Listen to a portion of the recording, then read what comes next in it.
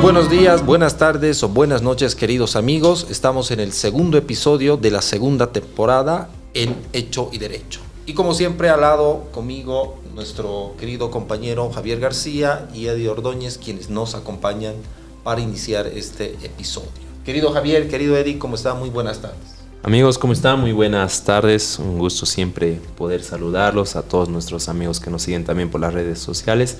Y pues listos para empezar una nueva jornada de debate, seguramente acalorado, y pues con algunas novedades que seguramente van a ser interesantes para nuestros oyentes y quienes nos ven. Querido Eddie, muy buenas tardes, es un placer saludarlos y qué bueno tenerte, Roger, ya después de bastante tiempo acá, con Javier, compartir este espacio, y estamos siempre predispuestos a tener un espacio bastante nutritivo de aprendizaje. Un placer, amigos. Así es, hemos estado ausentes algún tiempo, pero bueno, vamos a tratar de superar esas ausencias. Queremos ser continuos, ir perseverando en estos debates. Bueno, el tema que hoy nos trae reunidos Javier, Eddy, es evaluar un poco la evolución jurisprudencial del Tribunal Supremo de Justicia, específicamente en su sala penal, ¿verdad? Yo creo que coincidimos, no sé si en todo o en parte, en que esta nueva sala penal, desde que el doctor Carlos Ortega asume esta sala penal, ha sacado interesantes autos supremos. Hay nueva doctrina legal aplicable que antes no la había. Creo que ha habido una especie de inacción, estaba muy muerto la evolución jurisprudencial, al menos la gestión anterior, pero creo que hoy ya podemos debatir cosas muy interesantes. Yo les pregunto, ¿sobre qué auto supremo quieren debatir? Personalmente quisiera que podamos debatir sobre uno que por lo menos a mí me ha ido generando mucho interés, es el auto supremo número 1208, quebrado 2025, del 15 de julio, que está vinculado un poco a la aplicación de las permisiones ahora respecto de la metapericia, algunos aspectos importantes sobre la valoración también del testimonio, la entrevista psicológica de víctimas en delitos de género. Entonces creo que sería importante, no sé qué dicen, abordar este tema. Me parece perfecto. Yo creo que es uno de los temas más innovadores, como decía Roger. Se está empezando a estandarizar cierta doctrina legal aplicable del Tribunal Supremo, y eso desde luego nos place enormemente porque contribuye a la maximización de la garantía de defensa principalmente. Y la jurisprudencia que dice Javier igual me parece muy relevante, ¿no? Metapericia no está establecido en nuestro procedimiento como tal en una categoría, pero deriva también del derecho a la defensa y circunstancias también de las entrevistas de menores que no sean revictimizados, etcétera. Yo creo que podemos sacar bastante material para esta tarde. Sí, claro. Perfecto, me parece bien. Bueno, además, considerando, voy a ser un poco vidente, porque Eddie debía pasarnos los autos supremos que debíamos tratar aquí en el episodio. Él pasó bastantes. Sin embargo, yo entiendo que nos ha pasado la página del Tribunal Supremo de Justicia para que busquemos. No, la sistematización de la última jurisprudencia, que lo vamos a compartir muy gentilmente con todos los que nos están viendo, que son casi cerca de 10 a 12 autos supremos, que son los últimos que el Tribunal Supremo ha podido desarrollar. Bueno, si tenemos alguna imprecisión, ya sabemos a quién le vamos a echar la culpa. Nos disculpamos de No, es personal, las imprevisiones, es personal. Miren, la 1208, por lo que estoy viendo, tiene varios acápites, y uno de los acápites de repente por el cual podríamos iniciar, si les parece, es el 3.7, que está en la página 36-37, que nos habla de la libertad probatoria, pericia y metapericia. Bien, miren, yo antes ya he tenido la oportunidad de leer este auto supremo y les voy a dar mi impresión sobre el razonamiento que utiliza para habilitar la metapericia, porque el problema, al menos en este punto, es: ¿se puede permitir la realización de una metapericia?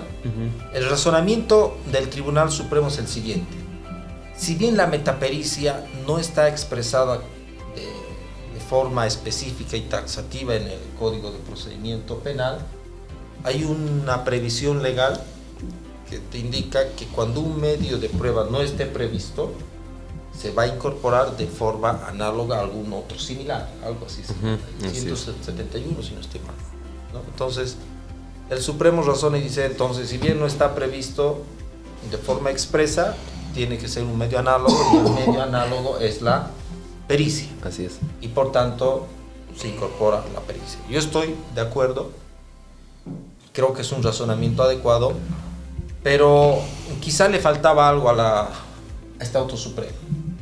¿Qué le faltaba en mi criterio? Que por supuesto no es la verdad absoluta.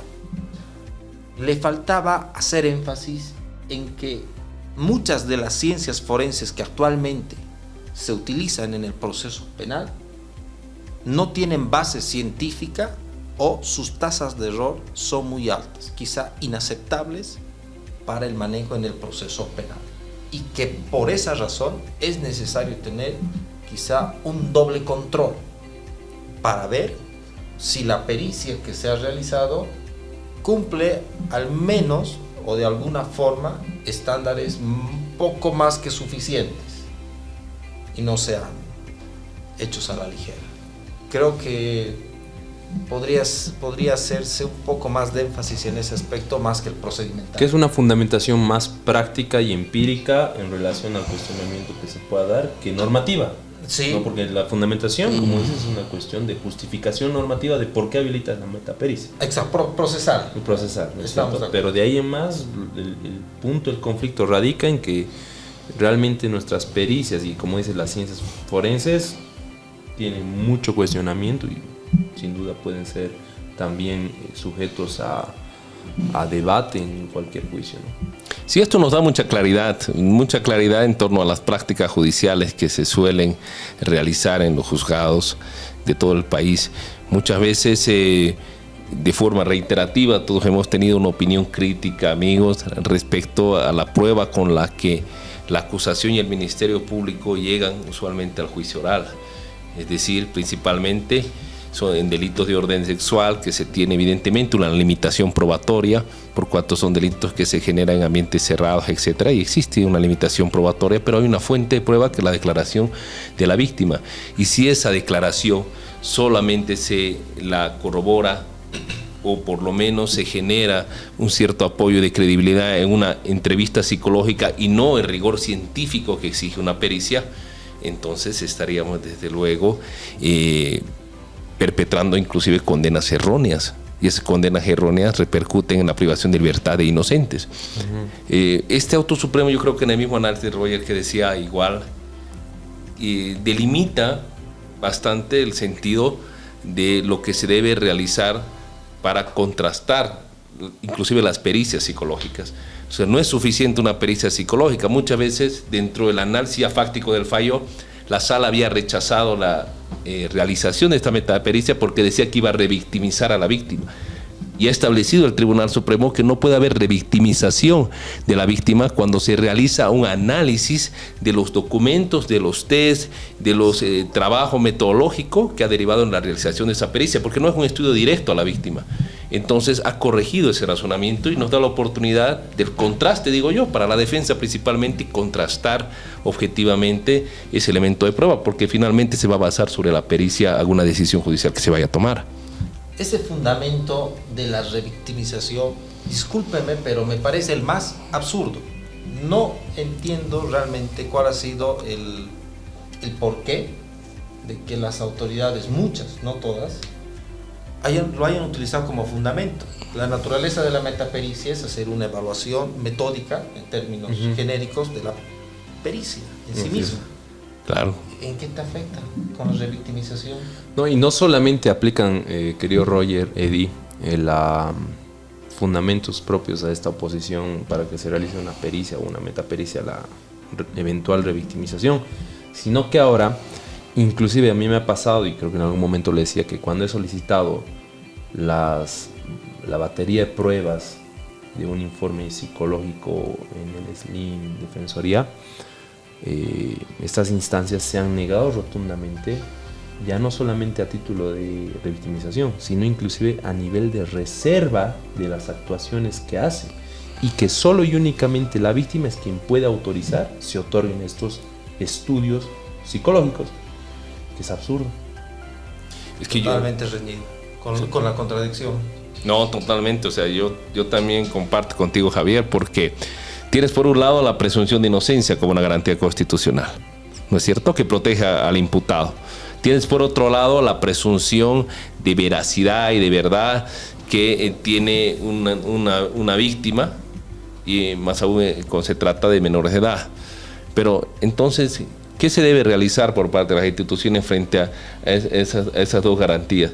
Se tiene que tener una diligencia reforzada, y es lo que también el Auto Supremo estableció, una diligencia reforzada que obliga al Estado, desde luego, a generar los mecanismos, en todo caso probatorios, de demostrar más allá de esa verdad que puede ser debatible en ambas partes del juicio oral. Y eso es a través de estos medios de contraste.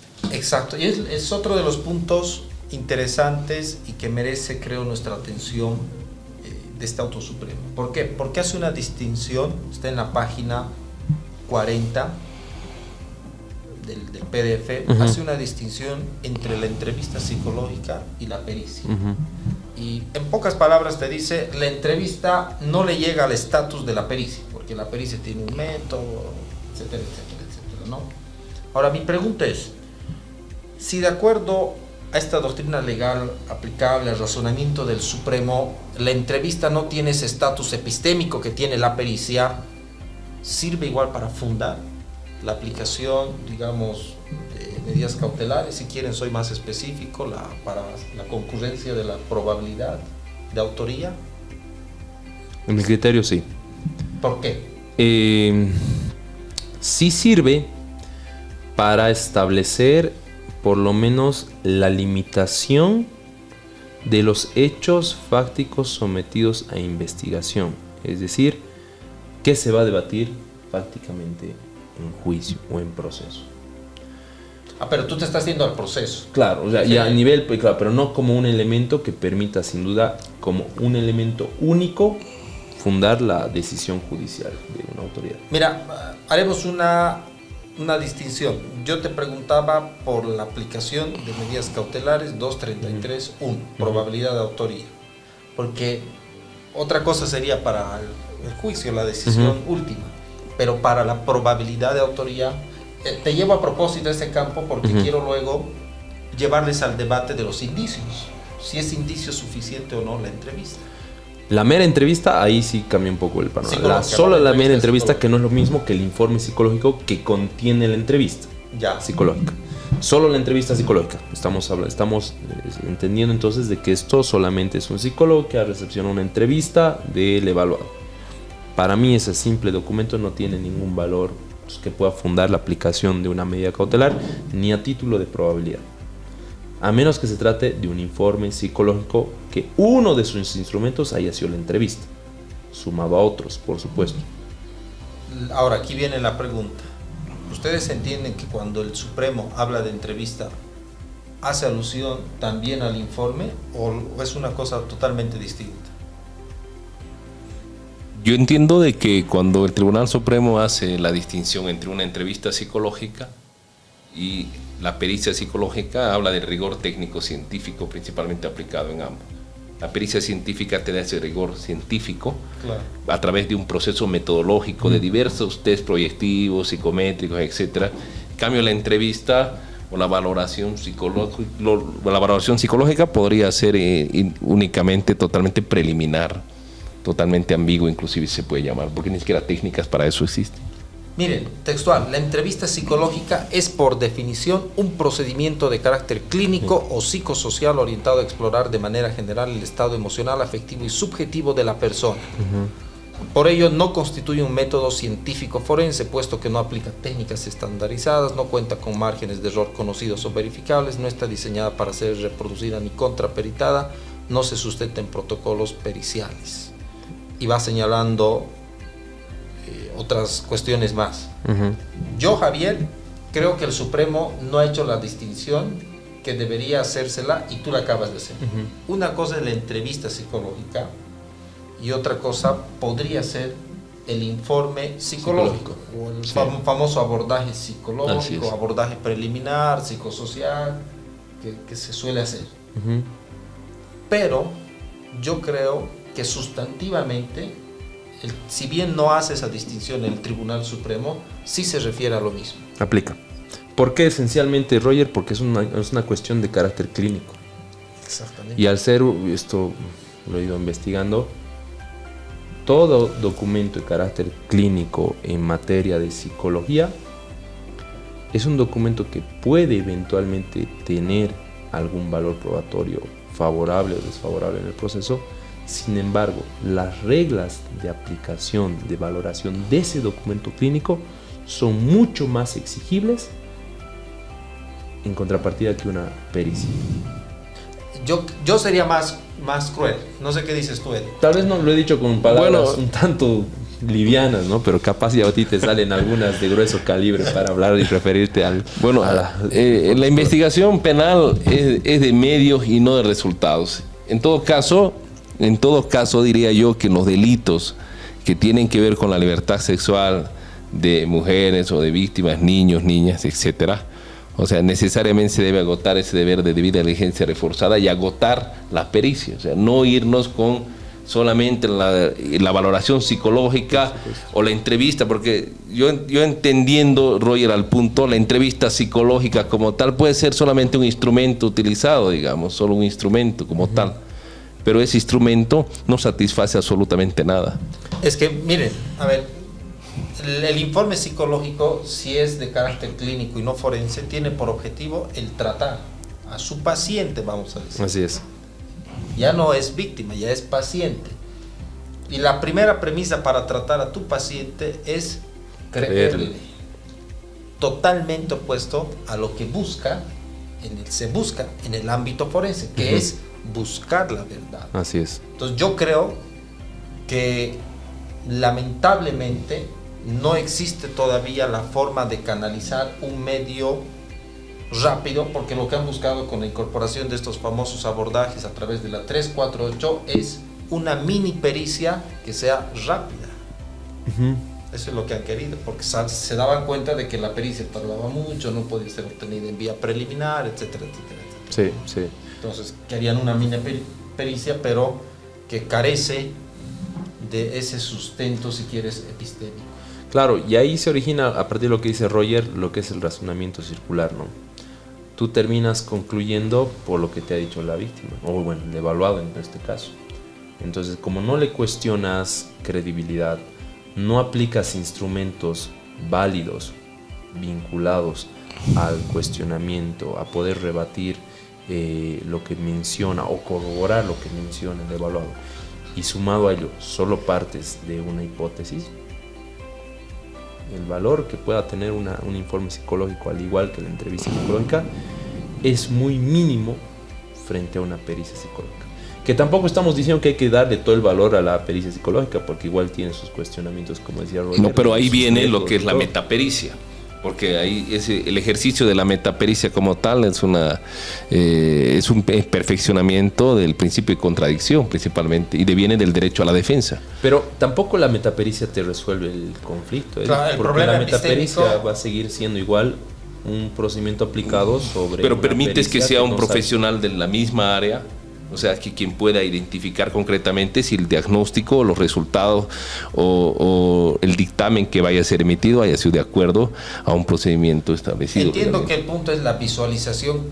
A ver, voy a simplificar: la visualización del posible margen de error. ¿Por qué? Porque si yo, perito, utilizo un método que me da un margen de error del 50%, pero no lo digo, la metapericia no va a mejorar el margen de error. Lo que va a hacer es visibilizar y le va a decir: oiga, señor juez, considere, el psicólogo ha utilizado un margen de error del 50%, que equivale a lanzar la moneda. Pero claro, y ahí es donde el juez tiene que hacer el ejercicio de lo que son el razonamiento, la sana crítica, la lógica y la experiencia, porque lógicamente el juez puede apartarse de una pericia. No implica que sea concluyente para el juez, pero no le inhibe a la autoridad judicial, creo yo, a explicar los motivos de ese apartamiento, ¿no? O sea, y si hay ciertos cuestionamientos en la metapericia, la pericia, desde luego que para establecer una conclusión como autoridad y emitir un razonamiento debidamente motivado, tiene que publicitar las razones de ese apartamiento. Y yo tengo un chisme hablando sobre informes psicológicos. Se viene un gran texto. ¿De quién, Eddie?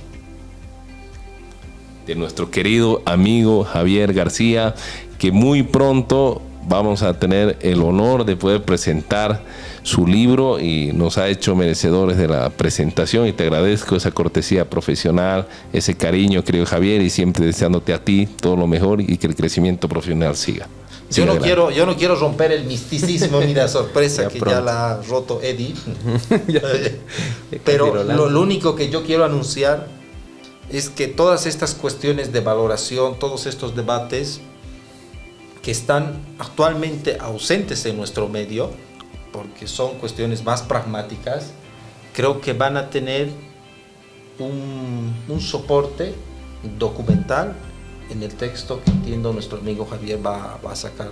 Espero que... Ya Julio. Sí, ahí donde básicamente usted está diciendo todo. He dicho lo mismo, ¿verdad? Pero se trata de felicitarlo, Javier. Es lo importante. Estamos alegres porque además que es un aporte que faltaba. Sí, bueno, ha sido un trabajo de aproximadamente un año que lo he ido haciendo poco a poco, y pues ya pronto van a haber novedades, amigos. Y bueno, agradecerles también porque ustedes, además de ser amigos, a quienes admiro mucho, se los he dicho, y para mí es importante que también puedan ser parte de esto que lo hemos trabajado en el día a día, ¿no? Pero bueno, continuemos. Y le vamos a dedicar un capítulo específico. Oh, desde luego que sí. A debatir. A profundizar todos los conceptos. Te vamos a criticar. Está bien.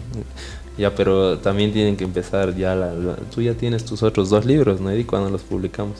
No, lógicamente, yo también de a poquito estoy escribiendo, no tengo todavía tanto alcance, pero bueno, ya se va a venir pronto las novedades también. Yo ya tengo, pero está aquí. Falta que esté acá. Falta que esté acá. Pero tengo la idea. Pero yo tomaría, digamos, bueno, retroalimentando tu idea, es importante hacer lo que hizo Javier, o sea, tomar de repente a algún vacío que pueda nutrir una contribución intelectual a la práctica jurídica.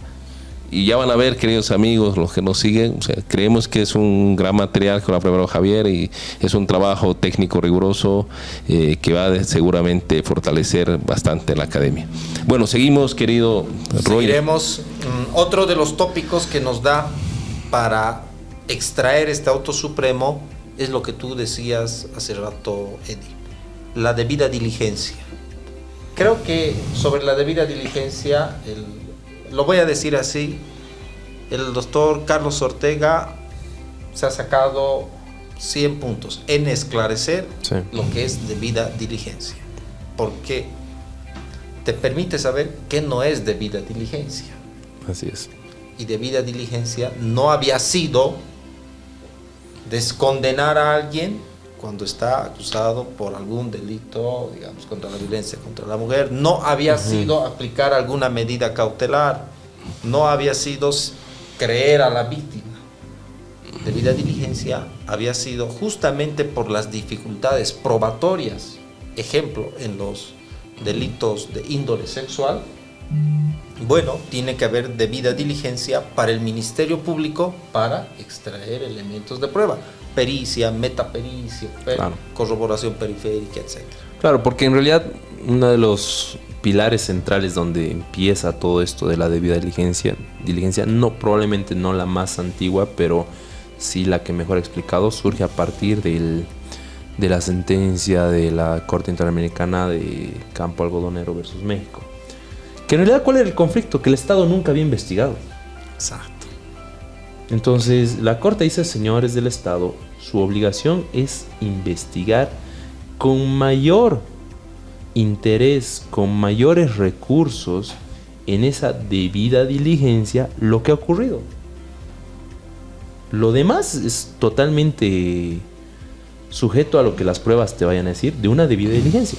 No te dicen condenarlo de buenas a primeras. Ni tampoco te dice que si vas a absolver a una persona o le vas a aplicar otra medida cautelar que no sea la detención preventiva, estás directamente incidiendo en el derecho de las víctimas de acceso a la justicia, porque a veces nos hacen entender eso, que el derecho de acceso a la justicia es dar detención preventiva, que el derecho de acceso a la justicia es condenar. De resultados. Exactamente. Te hacen creer que no existe. O sea, la debida diligencia es de medios. Exacto. Agotemos los actos probatorios, generemos la pericia. Y yo creo que es importante ese auto supremo que estuvimos hace un momento hablando, porque ya les dice a nuestros gobernadores de justicia, a nuestros jueces, por favor, exijan pericia psicológica. No se puede pretender decir que porque un perito del IDIF no se encontraba o no han asignado o X, Y, Z motivo nos vayamos a un juicio sin agotar la pericia psicológica.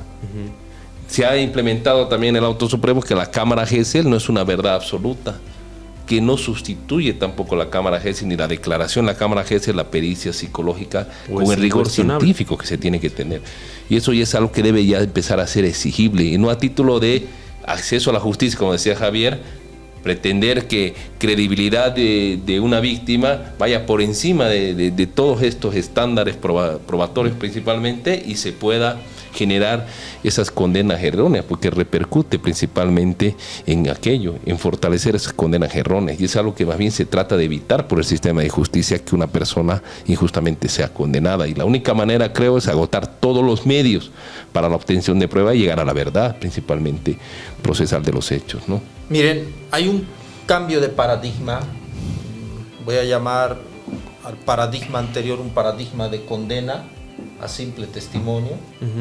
Ya. Y está habiendo un cambio de paradigma hacia uno de reforzar los derechos del encausado, del imputado, ¿no es así? Pero esto se da desde la publicación en gran medida del 1208 de este auto supremo, que es el año pasado, 2025.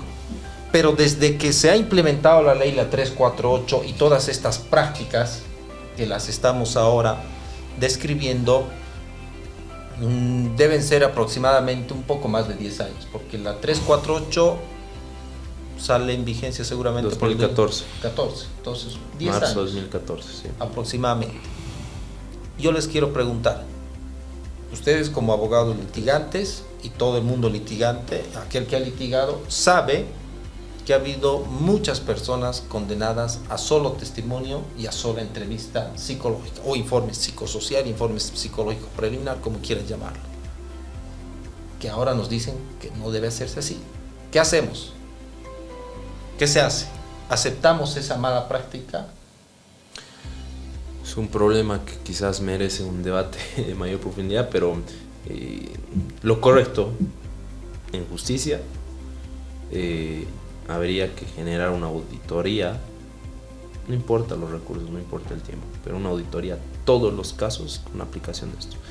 El problema pasa porque la ciencia y estos paradigmas evolucionan en todo momento, y abrir esa puerta podría generar que también otros hechos, en otros contextos, de otros delitos, también puedan ser sujetos a revisión ante otros, por ejemplo, otras prácticas forenses que se den, que digan, por ejemplo, lo que ocurrió en algún momento con los juicios en los que se había aplicado la prueba de guantelete.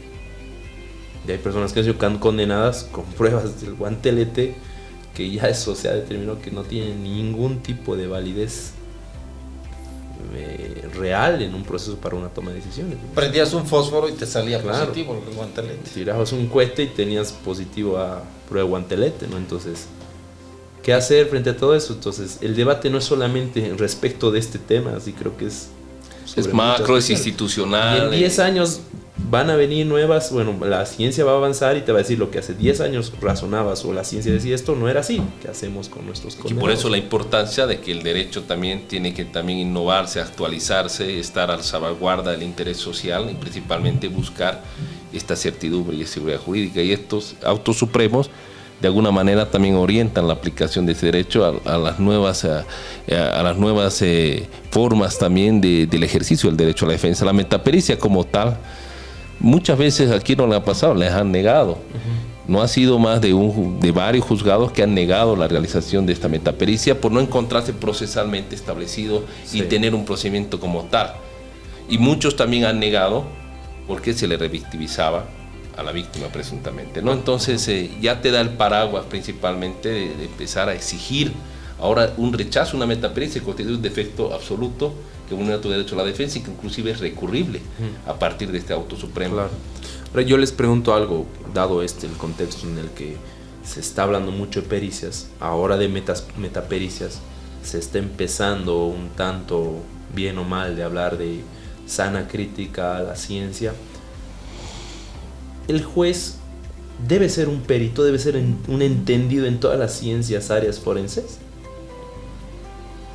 No tiene que ser un experto en cada ciencia forense, pero sí debe ser experto en algo, en lo que llama la profesora Marina Gascón o la profesora Vázquez, en cultura científica.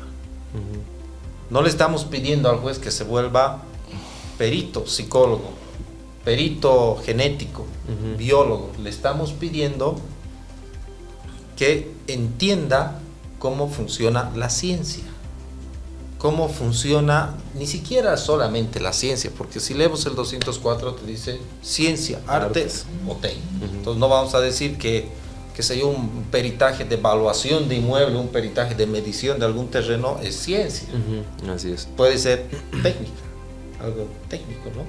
Entonces le estamos pidiendo al juez que sea oficioso epistémicamente, que le interese indagar de dónde el perito saca esa afirmación. Simplemente, si quiere en términos coloquiales, curioso. Así es. Y metiche. Bueno, también coincido contigo, Luciano. Ninguna autoridad judicial puede ser omnisciente y conocer todas las ciencias,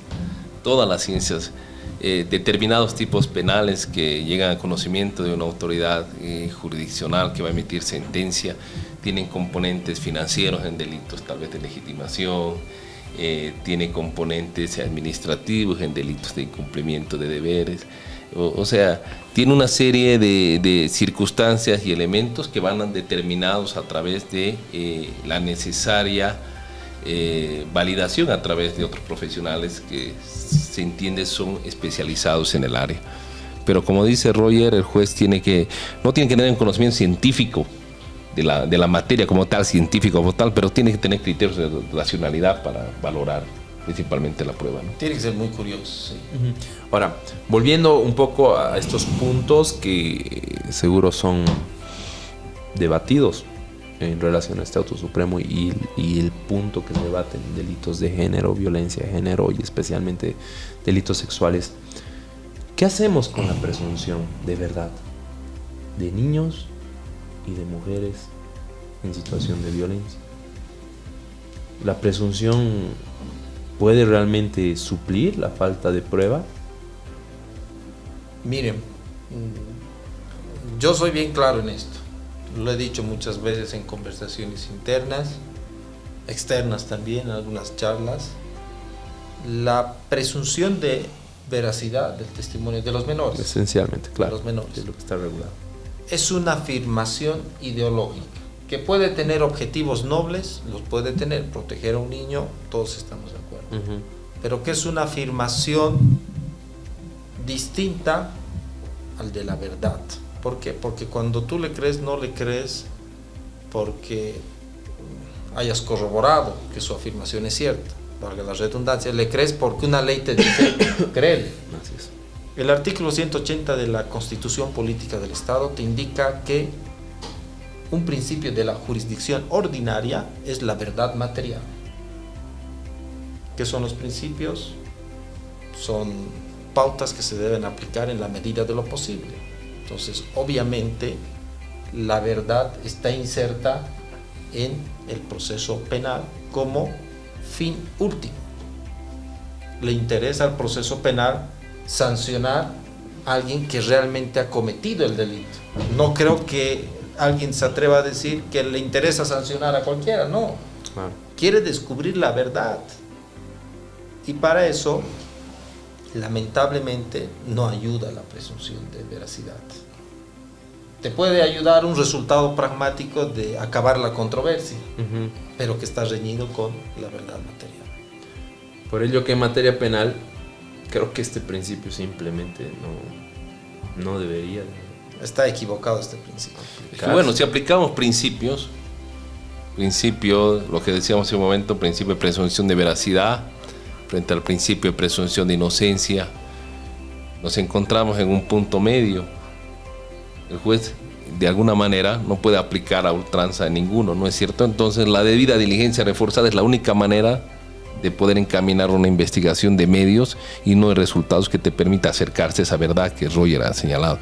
Lo que hoy existe hoy en día, yo creo, es de que a veces hay esa costumbre de creer a los profesionales que vienen de las instituciones, principalmente de investigación, y creen que porque vienen con bata blanca o un profesional médico, que no, desde luego no se desprecia a los médicos. Hay médicos muy buenos que trabajan en las instituciones, pero también hay otros médicos que no son tan buenos, pero que generan conclusiones a partir de sus resultados, y se le cree por ser delitivo.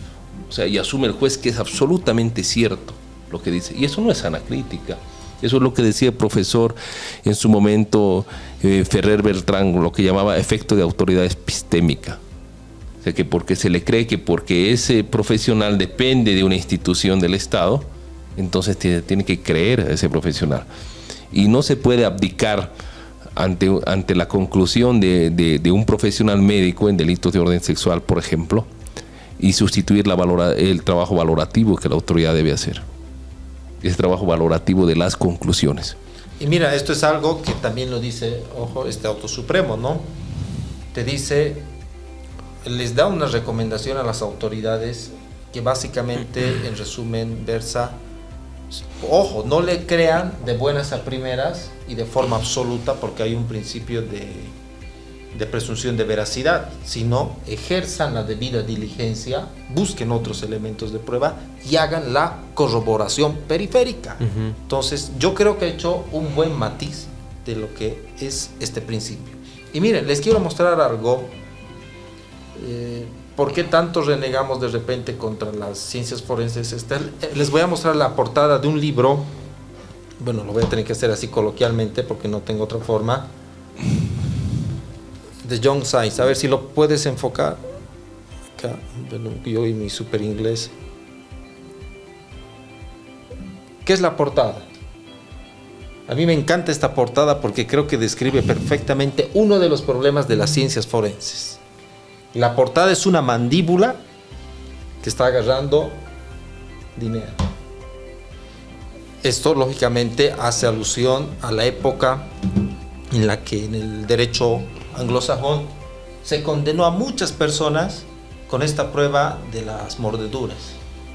Encontraban una mordedura en alguna persona, hacían supuestamente la comparación, decían sí, esta huella de mordedura, esta marca corresponde a tal persona, cuando luego se demostró que no tenía base científica, tenía absolutamente nada de científico, pero sí tenía mucho movimiento económico. Claro. Obviamente, si tú le preguntas a un perito si su ciencia puede determinar algo en beneficio, en pro del proceso penal, es muy probable que te diga que sí. ¿Por qué? Tiene que vender, pues. Tiene que vender. Por supuesto. Todos tenemos derecho a comer, a ganarnos el pan del día. No digo, por si acaso, tal vez me llueva. No digo que todos los peritos actúen así, pero sí es uno de los problemas que se ha identificado. Y hagamos el ejercicio, cualquiera puede hacer el ejercicio. Yo le preguntaba la anterior semana a un perito psicólogo, estaba en un pequeño curso, y le decía, si hay tanto error en esto de la credibilidad, ¿ustedes creen que pueden determinar, que pueden coadyuvar al proceso? ¿No sería mejor como que dejarlos a un lado y hacer que el juez haga su trabajo? Porque básicamente lo que ustedes hacen es lo mismo que el juez podría hacer, estandarizando un poco su actuación.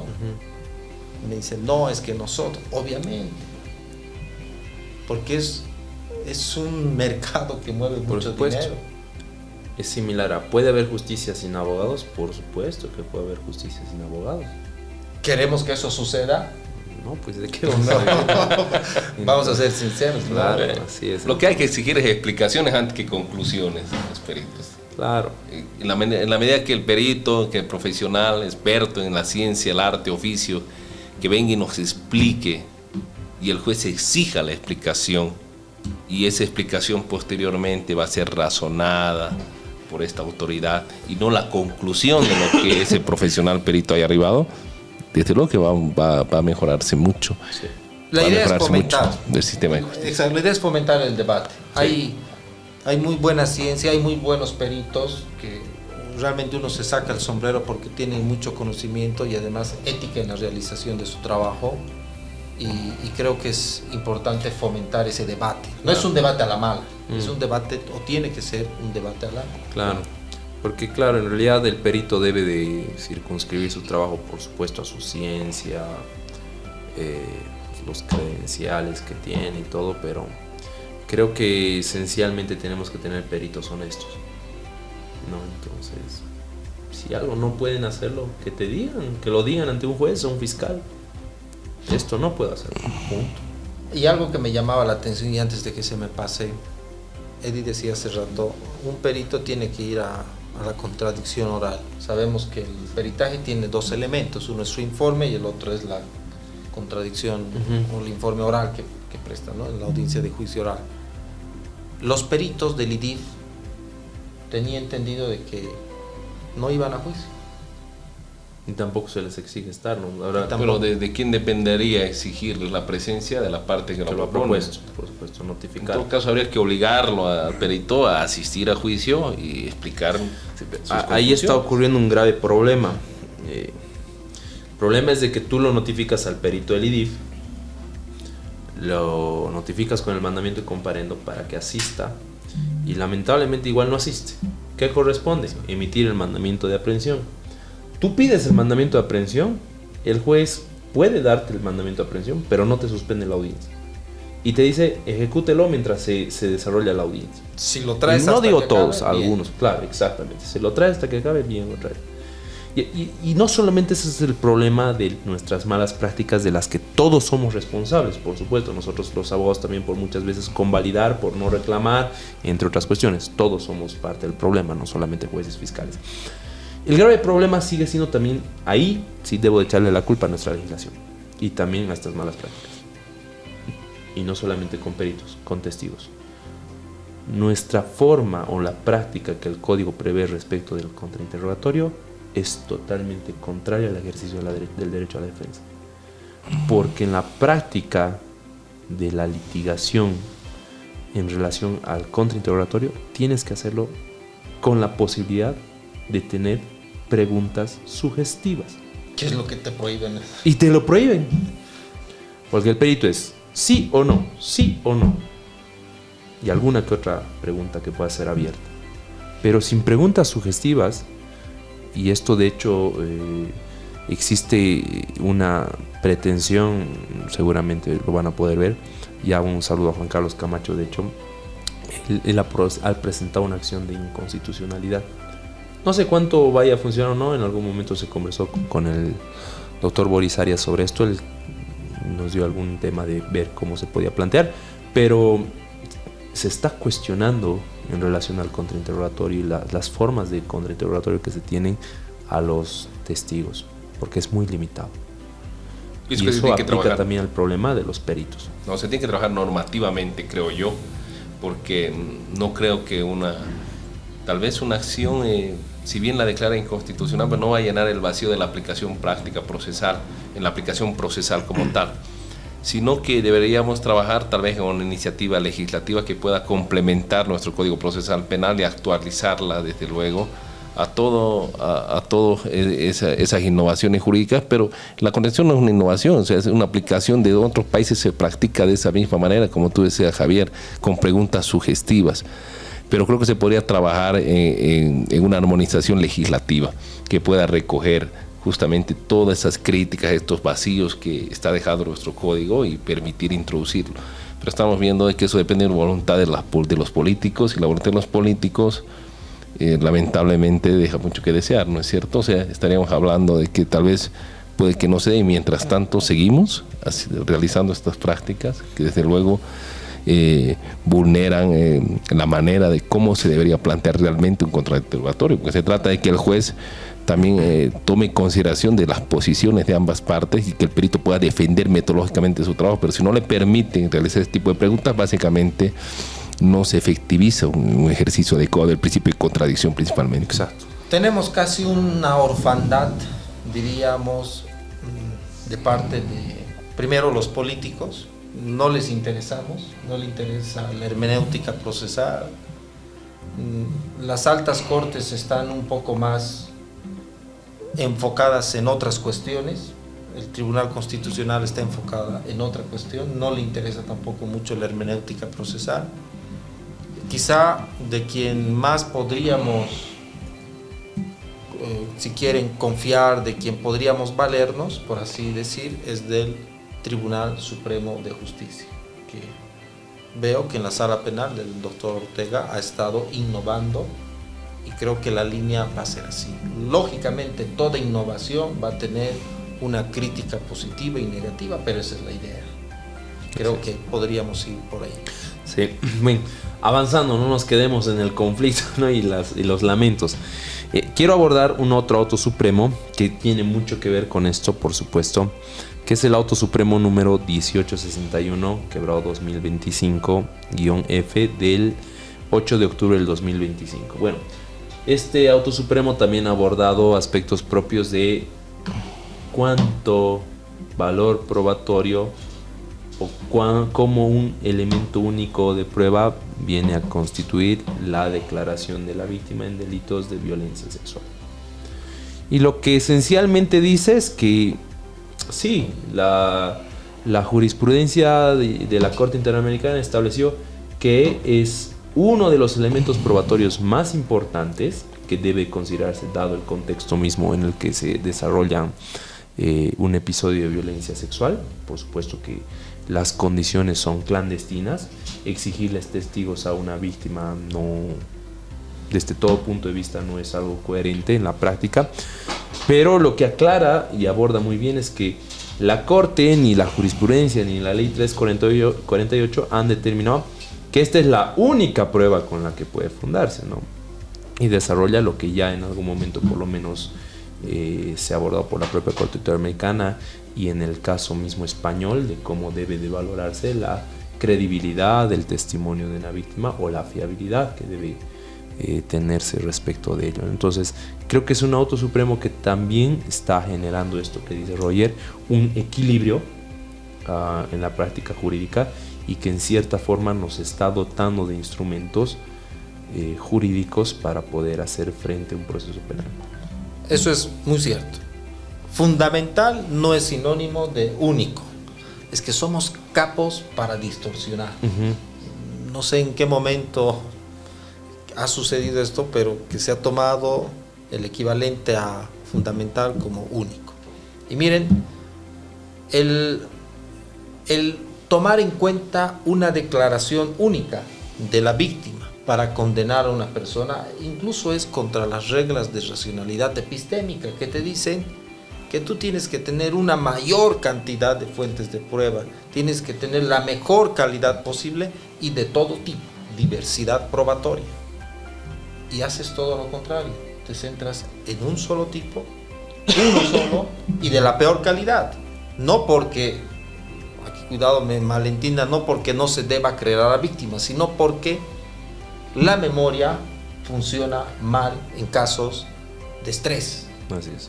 Entonces, los testigos son los peores, si quieres, medios de prueba en cuanto a la calidad. Por tanto, ese tipo de prácticas es contra las reglas de racionalidad epistémica. Y qué bueno que haya salido este auto porque equilibra, como dices, Javier. Bueno, eso contribuye desde luego a reducir las condenas erróneas, que es lo que principalmente yo creo que en el pensamiento de una autoridad judicial está, o sea, el error judicial. El error judicial que va a trascender en la vida de una persona, en todo su patrimonio, su libertad, su vida. El testimonio de una víctima, como decía Roger, y siempre lo hemos dicho en varios podcasts, acá también cuando hemos tocado el anterior auto supremo, es una prueba fundamental, pero no puede reducirse a ser el único elemento de prueba y pretender que sobre ese mismo testimonio se haga una valoración psicológica, con esa valoración irnos a juicio y decir es suficiente, hay protección reforzada, que hay credibilidad por ser menor y listo. Es necesario que agotemos no solo la debida diligencia, sino también lo que nos dice el profesor Ferrajoli cuando nos habla del garantismo penal y nos dice que necesariamente se tiene que agotar por parte del Estado toda la capacidad de articulación de medios de prueba para que se pueda demostrar más allá de cualquier umbral de duda razonable la participación de una persona. Entonces, esta credibilidad se reduce esencialmente a una valoración que tiene que hacer esta autoridad. Había una sentencia constitucional, no recuerdo el nombre, pero nos daba ciertos criterios que ya la doctrina de la psicología del testimonio de menores han sido recogidos también en otros países. Nos hablaba de los principios de ausencia de incredibilidad subjetiva derivadas de algún móvil de resentimiento, interés que priven de idoneidad de testimonio, de la persistencia en la incriminación y otros elementos más que deben ser desde luego analizados correctamente por la autoridad judicial al momento de darle el valor o no a ese testimonio también. Ahora aquí la pregunta: la carga probatoria de desvirtuar ese testimonio que está, que es absolutamente fundamental, no único, recae también en la defensa, o la autoridad judicial puede realizar ese trabajo valorativo necesariamente, aun cuando no se enfoque en los esfuerzos de la defensa en tratar de mostrar que existen esos criterios que le priven de idoneidad a ese testimonio. Te respondería con otra pregunta. ¿Debe el juez creerle? ¿Debe tener un sistema presuntivista hacia esa declaración de buenas a primeras? ¿O debería no creerle? Es que la declaración de la presunción de credibilidad no es una presunción de culpabilidad, es una presunción de credibilidad de un testimonio. Y muchas veces se ha distorsionado el concepto de presunción de culpabilidad. Pero que es el contenido de esa declaración lleva... Es que tiene que ser corroborado con medios periféricos. Y ya este auto supremo estableció que no existe presunción de credibilidad o veracidad en aplicación de delitos de género. Para mayores. Para mayores. La única presunción que hay es, no existe. Entonces, no partamos por la premisa si está obligado o no a creerle. Simplemente es información que debe estar sujeta a corroboración, como toda la información que ingresa a juicio. Correcto. Pongámonos en el caso de unas personas mayores. De acuerdo. Yo estoy solo debe creerle bajo ciertas reglas que están previstas. Y por lo menos en el caso, y comparto mucho contigo, Roger, cuando dices que si nos enfocamos solamente a la declaración única de la víctima, entonces cómo contrastamos la declaración en relación a su coherencia interna y además a otras declaraciones, porque también es algo que la propia CIDH ha establecido, que debemos de verificar las otras declaraciones anteriores que haya podido tener la víctima, y si solo tenemos una, como la corroboramos. Ahora, sé que es otro tema de debate, pero este tema de la credibilidad, valga la redundancia, este tópico de la credibilidad del testimonio en su triple test: ausencia de incredibilidad subjetiva, verosimilitud, credibilidad más o menos objetiva, y persistencia en la incriminación, ya ha sido superado. Yo lo entiendo así. Ya ha sido superado. Al menos la psicología del testimonio ha sido clara, y lo resumo: puede ser creíble, pero falso. Un testimonio puede ser creíble, pero falso. Pero no te hablo yo desde el estándar de cómo lo planteas la credibilidad, porque yo te entiendo que tú dices, cuando te hablas de creíble, cómo lo planteas, cómo te expresas ante el juez, y el juez ve, por ejemplo, si estás temblando, si está tu mano sudorosa, etcétera, y ve según ese comportamiento que tú asumes en audiencia la credibilidad o no. Eso ya no es... Obviamente, yo no me refiero a eso. Mira, yo me refiero a la corroboración periférica del dato objetivo que te aporta este testimonio. Pero igual sigue siendo subjetivo, ¿no? Primero, mira, a ver, yo voy a tratar de distinguir entre dos etapas de la credibilidad. La primera etapa, que creo que ha sido algo superada, es justamente la credibilidad del testimonio basada en algunas creencias subjetivas de cómo tú deberías hablar. Si eres coherente, si estás temblando, eres mentiroso. Claro. Si eres elocuente, estás diciendo la verdad. Esa es una primera etapa muy antigua. Realmente serían muy pocas las personas que podrían creer a una persona por estos parámetros, pero lamentablemente las hay. Porque hay perfectos mentirosos, además, ¿no? Saben. Y una segunda etapa en la que se ha tratado de racionalizar estos parámetros de credibilidad. Y ahí tenemos el famoso triple test o principio de certeza, si no me equivoco, que se llama en el Perú: ausencia de incredibilidad, verosimilitud y persistencia en la incriminación. entiendo que son más racionales, pero de todas formas, nada te dice del contenido. Y es justamente lo que tú afirmas, Eddie. Puede ser creíble, pero el testimonio es falso. ¿Cómo tendríamos que determinar? Yo tengo la respuesta probablemente equivocada, pero al menos estoy convencido de aquella, que es la de corroboración periférica. Pero es lo que te decía, si la declaración de la víctima es fundamental, pero entiendo que no es suficiente para autorizar la condena, ¿cuántos medios corroborativos serían suficientes para fundar esa condena? Hablamos de calidad frente a cantidad, desde luego, o sea, elementos que corroboren esa declaración, como en todo. Casuístico, dependería del caso. Tendría que ser casuístico. Es difícil responderte con algún parámetro, digamos, estático. ¿no? En la medida de lo posible, tener la mayor cantidad, diversidad, calidad de pruebas. Sí. Déjenme leerles un extracto de este auto supremo que a mí me preocupa así bastante, porque a veces damos 2 pasos pero siempre retrocedemos 1, ¿no? ¿Qué dice este auto supremo en la página 26 final y ingresaban a la 27? En consecuencia, el testimonio de la víctima es relevante, pero siempre debe ser ponderado con el resto de la prueba disponible y bajo parámetros de credibilidad. Lo primero lo que decís, ¿no? Corroboración frente a otros elementos. Pero nuevamente volvemos al tema de la credibilidad, que ciertamente, como decías, puedes tener testigos honestos, pero que no están diciendo la verdad. Coherencia y corroboración con otros elementos probatorios periféricos. Aquí viene lo complicado. Situación distinta que se presenta en casos donde las víctimas son menores de edad, que por mandato normativo el 193, inciso C del Código Niña, Niño, Adolescente, su declaración goza de presunción de verdad, sujeto al principio de inversión de la prueba. Y bueno, son cosas que dentro del ámbito proteccionista que decías del Estado frente a los menores, nadie duda que nuestros menores deben ser cuidados. El problema, como en algún momento Roger siempre cuestionó, ¿cuáles realmente son los fines del proceso? ¿Qué quieres con el proceso? El proceso penal es todo, ahora no, actualmente es todo menos lo que debería ser, que es la indagación. O sea, sí, está para indagar la verdad, sí. Pero con el proceso penal quieres proteger a fulanita, a los testigos, a los testigos. Bueno, no. Y ahora que he ido viendo, ya ha habido mucho, creo, adoctrinamiento con el tema del juzgamiento con perspectiva de género, que debe implementarse ciertamente, pero en la forma en que se ha implementado es incorrecto. Pero justo veía una publicación hace algunos días que algunas autoridades están siendo capacitadas en juzgamiento con perspectiva en las víctimas, algo así. Hubo un conversatorio en el Tribunal Supremo hace 2 semanas, justamente con relación a eso.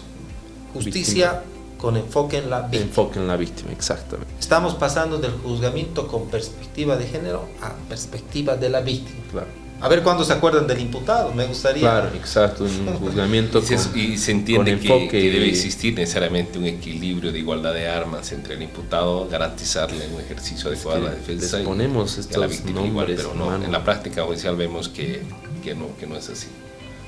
Bueno, queridos amigos, creo que el tiempo se nos ha acabado, ¿verdad? Ya son las 18:43 ahora.